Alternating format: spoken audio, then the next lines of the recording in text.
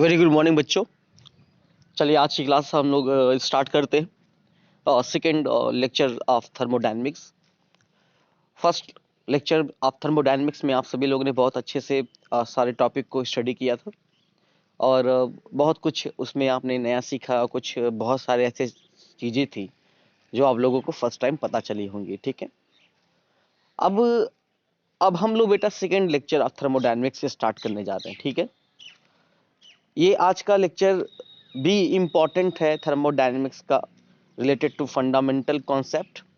ठीक है, तो आज हम लोग सिस्टम के टाइप के बाद स्टार्ट करने जा रहे हैं state of the system. System का टाइप क्या होता है हमने बताया था, open system, close system and isolated system. Okay, लेकिन स्टेट ऑफ द सिस्टम ये क्या है? स्टेट ऑफ द सिस्टम का मतलब ये होता है कि कुछ ऐसे प्रॉपर्टीज होती हैं या कुछ ऐसे मैक्रोस्कोपिक प्रॉपर्टीज होती है। मैक्रोस्कोपिक प्रॉपर्टीज आप शायद समझ रहे हैं, जो मेजरेबल, जो लार्ज अमाउंट में होते हैं। जैसे आप सब लोग समझ गए होंगे, टेम्परेचर, प्रेशर, वॉल्यूम, ये तमाम ऐसे, डेंसिटी, ये सब। तो जो कुछ ऐसे मैक्रोस्कोपिक प्रॉपर्टी होते हैं जो सिस्टम के स्टेट पर डिपेंड करते हैं। सिस्टम के स्टेट पे डिपेंड करने का मतलब ये बेटा कि जो सिस्टम के इनिशियल और फाइनल स्टेट पे डिपेंड करते हैं। अब क्वेश्चन ये उठा कि इनिशियल और फाइनल स्टेट क्या होता है। जैसे मान लो कि आप दूसरे बिल्डिंग पे हो, तो जो आपका ग्राउंड फ्लोर है वो आपका इनिशियल स्टेट है, और ये आपका जो दूसरा जो फ्लोर, लास्ट फ्लोर, अगर आपका सेकेंड फ्लोर है तो आपका फाइनल स्टेट होगा। उसके ऊपर कोई बिल्डिंग ही नहीं है। तो हमारे कहने का मतलब यह है कि एक ऐसी प्रॉपर्टी, एक ऐसी मैक्रोस्कोपिक प्रॉपर्टी जो सिस्टम के स्टेट पे डिपेंड करे, फाइनल एंड इनिशियल स्टेट पे, उसको हम लोग स्टेट फंक्शन बोलते बेटा। जो सिस्टम के स्टेट पे डिपेंड करता है, फाइनल माइनस इनिशियल। जैसे आपने कुछ ऐसे एग्जाम्पल आप देखे होंगे जिसको हम T2 माइनस T1 लिखते हैं।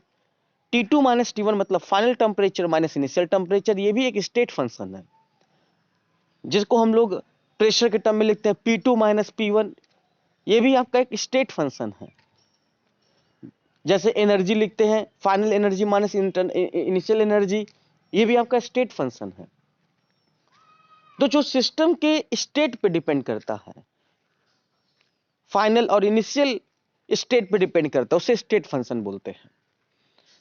और जो सिस्टम के स्टेट के साथ साथ सिस्टम के पाथ पे डिपेंड करे, मतलब स्टेट पे तो डिपेंड करता है, मान लो स्टेट पे डिपेंड कर रहा है, लेकिन साथ में पाथ पे भी डिपेंड करता है, रास्ते पे डिपेंड करता है, उसको बेटा हम लोग पाथ फंक्शन बोलते हैं। मतलब जो पाथ पे डिपेंड करे और स्टेट पे भी डिपेंड करता है, दोनों पे डिपेंड करता है। स्टेट पे डिपेंड करे या ना करे, लेकिन पाथ पे डिपेंड करना चाहिए पाथ फंक्शन में। ठीक है, ऐसा भी हम लोग कह सकते हैं, क्योंकि डिपेंड तो करना चाहिए दोनों पे, लेकिन पाथ यहां पर मेजरेबल है, इंपॉर्टेंट है। अब एक क्वेश्चन ये उठा कि सर स्टेट फंक्शन हम लोग को समझ में आ गया जो सिस्टम के स्टेट पे डिपेंड करे, और पाथ फंक्शन जो होता है वो सिस्टम के जो पाथ पे डिपेंड करे, मतलब स्टेट के साथ साथ पाथ पे, रास्ते पे डिपेंड करे। अब जैसे मैंने आपको एक एग्जांपल लिया, और इस एग्जांपल में हमने आपको कहा कि मान लो बेटा एक बिल्डिंग है, उस बिल्डिंग में मान लो इस तरीके से फ्लोर लगे हुए हैं। ठीक है, ये आपका ग्राउंड फ्लोर है बेटा, और ये आपका अपर फ्लोर है। आया समझ में? सबसे टॉप लेवल का फ्लोर है। तो यहां पर एक कोई एजेंट हमने यहां पर लगा दिया बेटा, इस तरीके से। वो एजेंट यहां पर अपर फ्लोर पे है। ठीक है, अब उस एजेंट को नीचे आना है, ग्राउंड फ्लोर पे आना है, समझे ना? जब एजेंट को ग्राउंड फ्लोर पे आना है तो उस एजेंट के पास देखो दो चीज हम बात करेंगे। एक उसका खुद का इंटरनल एनर्जी जो उसकी बॉडी में स्टोर रहती है, और एक होगा उसका वर्क, किया गया काम। तो यहां पे जब वो बॉडी, जब वो एजेंट जब ग्राउंड फ्लोर पे आएगा, तो इसमें क्वेश्चन ये उठा कि एक है वर्क और एक है इंटरनल एनर्जी। तो वर्क और इंटरनल एनर्जी में कौन स्टेट फंक्शन है और कौन पाथ फंक्शन है? तो भैया अगर जो सिस्टम के स्टेट पे डिपेंड करे वो स्टेट फंक्शन है, और जो सिस्टम के पाथ पे डिपेंड करे वो वर्क फंक्शन है, मतलब वो पाथ फंक्शन है। तो एजेंट को ऊपर से अगर नीचे आना है तो आप थोड़ा दिमाग लगाओ, आपको लग रहा होगा, ऐसा फील हो रहा होगा कि यार वर्क जो है वो डिपेंड करेगा पाथ पे, क्योंकि उसके बहुत सारे रास्ते ना बेटा। वो सीढ़ी से आ सकता है ग्राउंड फ्लोर पे, वो लिफ्ट से आ सकता है, वो डायरेक्ट ग्राउंड अपर फ्लोर से कूद भी सकता है ग्राउंड फ्लोर पे आने के लिए, डायरेक्ट जंप लगा दे, मर जाए साला वहीं पे। तो ये ऐसे सारे केसेस जो होते हैं, ये वर्क जो है वो सिस्टम के पाथ पे डिपेंड करता है, रास्ते पे डिपेंड कर रहा है। तो जो वर्क है वो आपका कौन सा फंक्शन है बेटा? पाथ फंक्शन है। लेकिन जो इंटरनल एनर्जी है वो इंटरनल एनर्जी सिर्फ इस बात पे डिपेंड कर रहा है कि फाइनल और इनिशियल ऊपर से नीचे आना है। तो बस डिपेंड कर रहा है कि फाइनल क्या रहा होगा, और जब एनर्जी रहा होगा, और जब नीचे ग्राउंड फ्लोर पे आएगा तो उस समय उसकी एनर्जी क्या रही होगी। तो इंटरनल एनर्जी एक स्टेट फंक्शन है, जबकि वर्क जो है वो पाथ फंक्शन है। अब आप कोई कहोगे कि सर वर्क तो दो तरीके का होता है, कंजर्वेटिव और एक नॉन कंजर्वेटिव। यहाँ पे कंजर्वेटिव और नॉन कंजर्वेटिव आप शायद समझ रहे हैं। फिजिक्स के स्टूडेंट्स अगर आप होंगे और आपकी फिजिक्स बहुत अच्छी अगर होगी तो आप जानते होंगे कि वर्क दो तरीके का होता है, कंजर्व एक नॉन कंजर्व। जैसे W इक्वल टू होता है F into D L, force into displacement. जैसे कोई कूली अगर प्लेटफॉर्म पे बोझा लेके चल रहा है, वो तब तक वर्क नहीं कहलाएगा जब तक उसको उस बोझे को कहीं रख ना दे। बात आ रही समझ में? अगर बोझा लेके कूली चल रहा है प्लेटफॉर्म पे तो वो कोई वर्क नहीं कर रहा है, क्योंकि उसने अभी बॉडी को डिस्प्लेस नहीं किया। जब वो बॉडी को कहीं डिस्प्लेस करेगा तभी उसका वर्क आएगा। तो इसी तरीके से वर्क कंजर्वेटिव, यहाँ पे हमारा सिर्फ बात हो रहा है कंजर्वेटिव वर्क का। केमिस्ट्री के थर्मोडायनेमिक्स में ज्यादा कोई लोचा नहीं पालने का भाई, सिर्फ कंजर्वेटिव। बाकी फिजिक्स में आप देखेंगे, लेकिन यहाँ पे थर्मोडायनेमिक्स में जो वर्क है वो आपका पाथ फंक्शन है। कोई भी पूछे वर्क क्या है, बोल दो डायरेक्ट पाथ फंक्शन है। बात आई समझना? और इंटरनल एनर्जी क्या है? स्टेट फंक्शन है। उसी तरीके से अगर हम पर्टिकुलर हीट की बात करें, एक आयरन का रॉड है बेटा, जब एक आयरन के रॉड को हम आगे का पोर्शन जब हीट करते हैं तो देखा होगा पीछे का भी पोर्शन गर्म होने लगता है। तो ये भी पाथ पे डिपेंड कर रहा है, पहले आगे वाला पोर्शन गर्म हुआ, फिर धीरे धीरे पीछे वाला भी गर्म हो रहा है। तो हीट भी क्या है? एक पाथ फंक्शन है। तो हम सभी लोगों को समझ में आ गया कि स्टेट फंक्शन और पाथ फंक्शन क्या होता है। अब आप थोड़ा सा डेफिनेशन देख लीजिए। State function, those state variable which depend only upon initial and final state of the system but does not depend upon the path, this is called state function. Example पे अगर हम आए तो जैसे इंटरनल एनर्जी हमने बोला कि final minus initial पे डिपेंड करता है। जैसे कि एंट्रोपी, एंट्रोपी का मतलब होता है डिसऑर्डरनेस। जब मॉलिक्यूल इधर उधर मूव करते हैं उसे एंट्रोपी बोला जाता है। और वैसे एंट्रोपी थर्मोडायनेमिक्स में अगर आएगा लास्ट में है, इसको बस आप नाम याद रख लें, एंट्रोपी आपका स्टेट फंक्शन है। ठीक है, कोई पूछिएगा नहीं कि एंट्रोपी क्या है, क्योंकि इसी चैप्टर में एंट्रोपी है। जब वक्त आएगा तो इसके बारे में भी बहुत अच्छे से क्लियर कर दिया जाएगा। एंथैल्पी आपका स्टेट फंक्शन है। गिव्स एनर्जी, गिव्स एनर्जी भी इसी चैप्टर में है, लास्ट में है। इसको भी बस थोड़ा सा समझ लीजिए कि सिस्टम की फ्री एनर्जी कहलाती है गिव्स एनर्जी। थर्मोडायनेमिक्स के सेकेंड लॉ में बहुत डिस्क्राइब करके इसको हम लोग पढ़ेंगे, एंट्रोपी पढ़ेंगे, गिव्स एनर्जी पढ़ेंगे। लेकिन छोटा छोटा पॉइंट बस पकड़ के रख रहिए। एंट्रोपी का मतलब होता है रेडमनेस, मॉलिक्यूल का इधर उधर घूमना गैस में। और गिव्स एनर्जी का मतलब होता है सिस्टम की free energy. Temperature, pressure, volume, ये सब आपके स्टेट फंक्शन है। और जितने भी स्टेट फंक्शन होते हैं बेटा उसको डिनोट करते हैं कैपिटल लेटर से। कभी भी बेटा टी को स्मॉल टी से मत नोट करिएगा। अगर स्मॉल टी से नोट किया तो गलत है, इसका रिप्रेजेंटेशन, टेम्परेचर का रिप्रेजेंटेशन ही गलत है। क्योंकि कैपिटल टी से रिप्रेजेंट करते हैं, क्योंकि कैपिटल टी इसलिए से रिप्रेजेंट करते हैं क्योंकि टेम्परेचर स्टेट फंक्शन है। और इस दुनिया के जितने भी स्टेट फंक्शन होते हैं उन सबको कैपिटल लेटर से डिनोट किया जाता है, स्मॉल लेटर से कभी नहीं। अब उसके बाद एक आता है पाथ फंक्शन। पाथ फंक्शन क्या है बेटा? एक ऐसी प्रॉपर्टी जो डिपेंड करती है इनिशियल फाइनल स्टेट के साथ साथ पाथ पे भी डिपेंड करता है, जैसे वर्क और हीट। और बेटा इसको रिप्रेजेंट करते हैं स्मॉल लेटर से। स्मॉल लेटर से ये रिप्रेजेंट किया जाता है पाथ फंक्शन को। बात आ रही समझ में? जैसे W और Q, कभी भी स्मॉल क्यू को ऐसे मत लिखिएगा, गलत है, क्योंकि जितने भी पाथ फंक्शन होते हैं उसको स्मॉल लेटर से लिखा जाता है बेटा। तो आप अपने दिमाग में बैठा लीजिए, वर्क और हीट ये एक पाथ फंक्शन है, भूलिएगा नहीं, वर्क एंड हीट एक पाथ फंक्शन है, और बाकी इनके अलावा एनर्जी वगैरह जितने भी सब हुए वो सब आपके स्टेट फंक्शन है। ठीक है, तो आई होप आप सभी लोगों को स्टेट फंक्शन और पाथ फंक्शन बहुत अच्छे से क्लियर हो गया होगा। कोई एक नॉर्मल एग्जांपल बोलता है, कहता है मान लो एक कैपिटल ए है और एक स्मॉल बी है, कोई बोले बताओ ये कोई प्रॉपर्टी होगी, मान लिया किसी ने कहा कि ये कोई प्रॉपर्टी होगी, मान लो, हमें नहीं पता क्या होगा, लेकिन बताओ इसमें कौन स्टेट फंक्शन है, कौन पाथ फंक्शन है। कैपिटल लेटर वाले को बोल देना स्टेट फंक्शन है, और स्मॉल बी वाले को बोल देना पाथ फंक्शन है, क्योंकि स्टेट फंक्शन को हमेशा कैपिटल लेटर से डिनोट किया जाता है, क्योंकि उसका बिहेवियर ही ऐसा होता है कि वो एक मेजरेबल बताता है कि इसका चेंज होना चाहिए। आया समझ में? और स्मॉल लेटर में वो बहुत ज़्यादा चेंज नहीं दिखाता, इसलिए हम लोग सिर्फ और सिर्फ कैपिटल में उसको डिनोट करते हैं स्टेट फंक्शन को। पाथ फंक्शन एक स्पेसिफाइड नहीं है, वो बस पाथ पे डिपेंड करता है, इसलिए स्मॉल में लिख देते हैं। ठीक है, लेकिन स्टेट फंक्शन एक स्पेसिफाइड है, एक पर्टिकुलर एक स्पेशल केसेस होते हैं जिसके लिए हम लोग पढ़ते हैं। आ रहा समझ में? तो स्टेट फंक्शन और पाथ फंक्शन की कहानी समझ में आई, ये क्या होते हैं। ठीक है, अब एक पॉइंट आता है जिसका नाम है इंटेंसिव और एक्सटेंसिव प्रॉपर्टी। ये एक थर्मोडायनेमिक्स की प्रॉपर्टी है, लेकिन हाँ बहुत इंपॉर्टेंट प्रॉपर्टी है। ये आप सभी लोगों के एनुअल एग्जाम में पूछे जा सकते हैं कि what is difference between intensive and extensive property.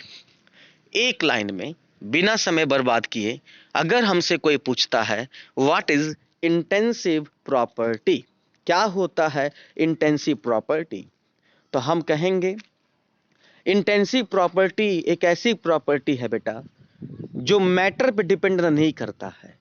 Matter बोले तो ना मास पे डिपेंड करता है ना साइज पे डिपेंड करता है। इंटेंसिव प्रॉपर्टी कभी भी ना मैटर पे डिपेंड करता है ना मास ना साइज। मैटर के अंदर मास और साइज आता है, तो डिपेंड किस पे करता है? ये सिर्फ डिपेंड करता है नेचर पे।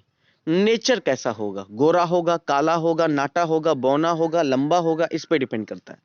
ये नेचर पे डिपेंड करता है, बात आई समझ में? लेकिन उसके मैटर और साइज पे डिपेंड नहीं करता है।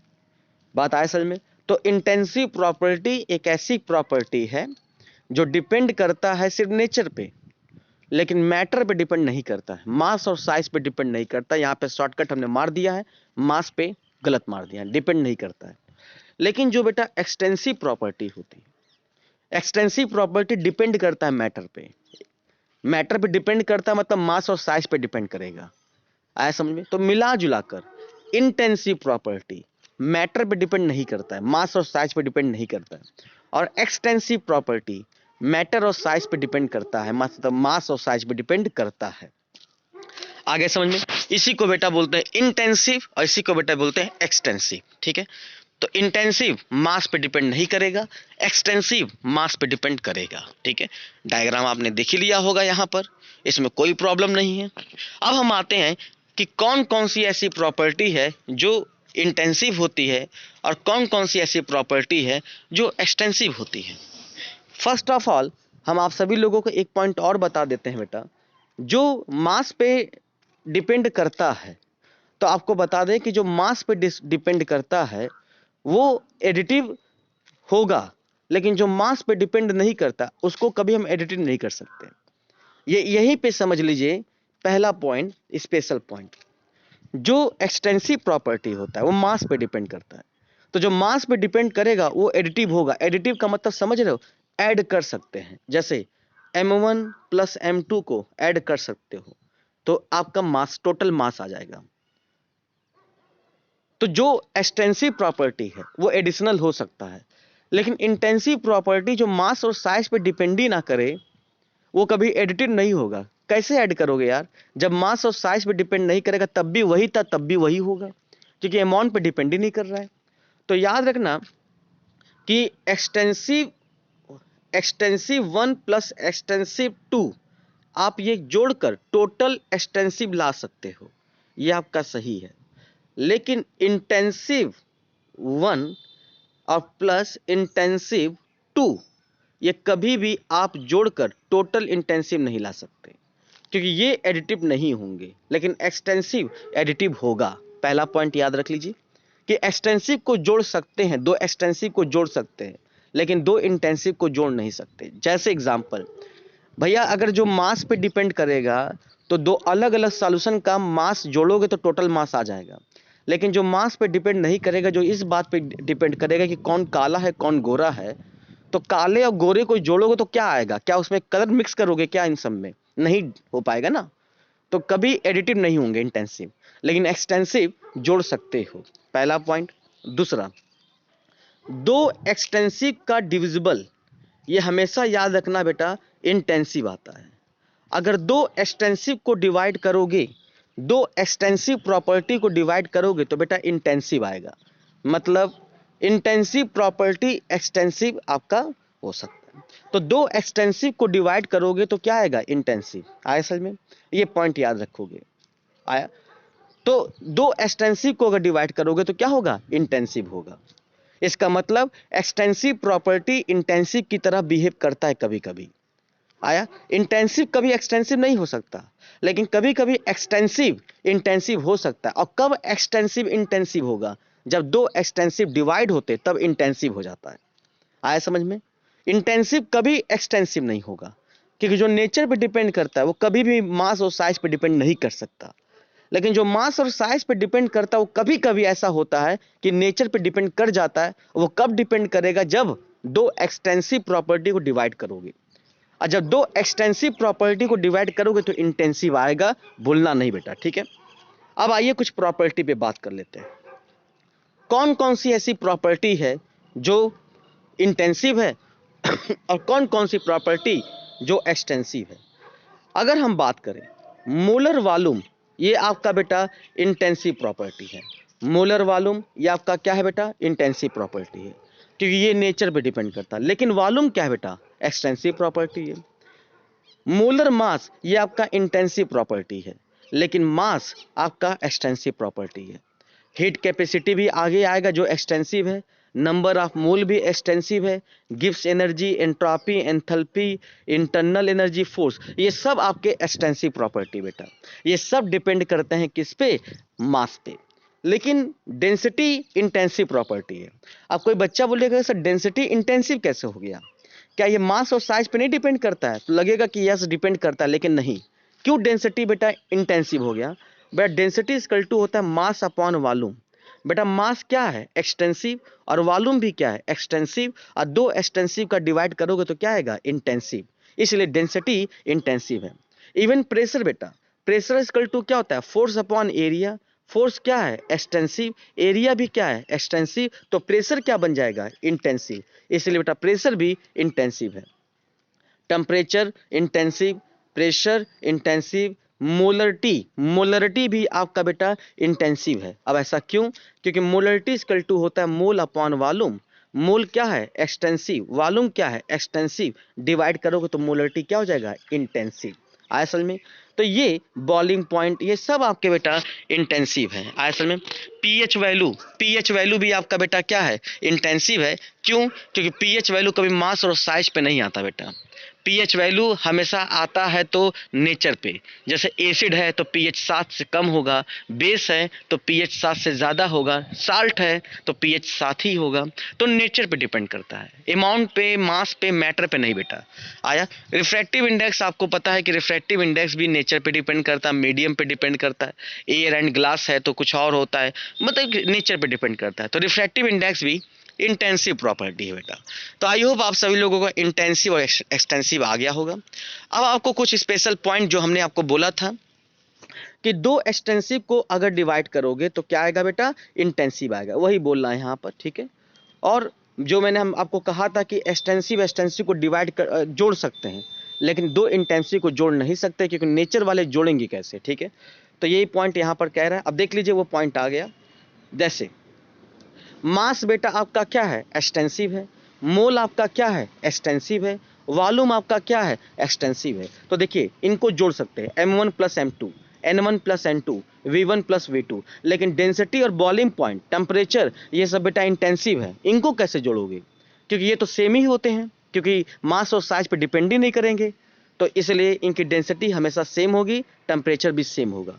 लेकिन मास, वॉल्यूम, मोल ये सब आप एक्सटेंसिव में जोड़ सकते हो, m1 plus m2, n1 plus n2, v1 plus v2। लेकिन ये दो डेंसिटी और बॉइलिंग पॉइंट है, ये इंटेंसिव है, नेचर, इनको कभी जोड़ नहीं सकते। जोड़ेंगे उन्हीं को जो मास पे डिपेंड करेंगे, क्योंकि दोनों का मास आपका जोड़कर टोटल मास आ जाएगा, दोनों का मोल जोड़कर टोटल मोल आ जाएगा, दोनों को वॉल्यूम जोड़ के टोटल वॉल्यूम आ जाएगा। अब हमारे पास एक क्वेश्चन है आप सभी लोगों के लिए। मान लीजिए बेटा एक बीकर है, उस बीकर में आपको बता दे टेम्परेचर है, वॉल्यूम है, मोल है, डेंसिटी है और प्रेशर है। ठीक है, टेम्परेचर है, वॉल्यूम है, मोल है, डेंसिटी है और क्या है, प्रेशर है। हमने आपसे कहा कि इस बीकर को आधा कर दीजिए। अगर बेटा इस बीकर को आधा करोगे तो बताओ क्या क्या आधा होगा। जितने भी एक्सटेंसिव प्रॉपर्टी आधे होंगे कि इंटेंसिव प्रॉपर्टी आधा होगा। तुरंत दिमाग में आया होगा कि जितने एक्सटेंसिव प्रॉपर्टी होते जो मास पे डिपेंड करते हो तुरंत आधे हो जाएंगे। इंटेंसिव आधा नहीं होगा क्योंकि नेचर पे डिपेंड करता है, उससे कोई इफेक्ट ही नहीं पड़ेगा।